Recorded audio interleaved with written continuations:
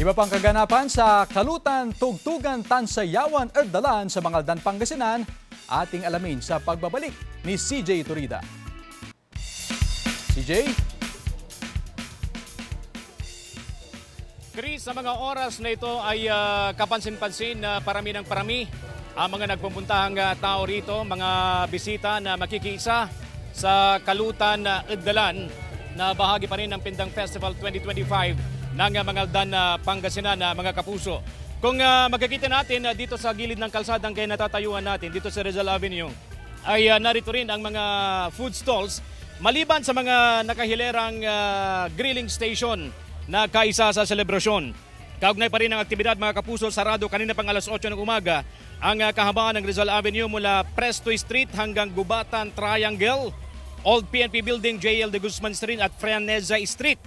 At magtatagal ito hanggang alas 3 ng madaling araw. So mahaba-haba yung oras ng selebrasyon, mga kapuso, upang bigyang daan ang aktibidad na ito. Linawin lang natin na ang pagsasara ng mga nabanggit na kalsada ay pinagtibay ng isang executive order na pirmado po ng alkalde ng bayan. Aabot sa hindi bababa sa 500 grilling stations ang nakahilera rito para sa Kalutan, Erdalan. Pinapayuhan na Chris ang mga motorista, yung mga driver dyan na huwag mo nang dumaan sa mga nabanggit na kalsada at dumaan na lang sa mga alternatibong ruta upang makaiwas kayo sa aberya, mga mahal na chopper.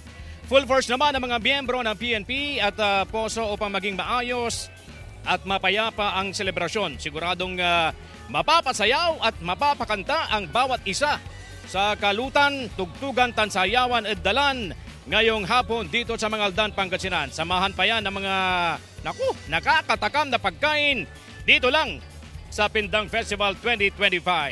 Happy Fiesta, Mangaldan, Pangasinan! Yan ang pinakauling sitwasyon rito sa Rizal Avenue, Mangaldan, Pangasinan. Balik sa iyo, Chris. Maraming salamat, CJ Turida.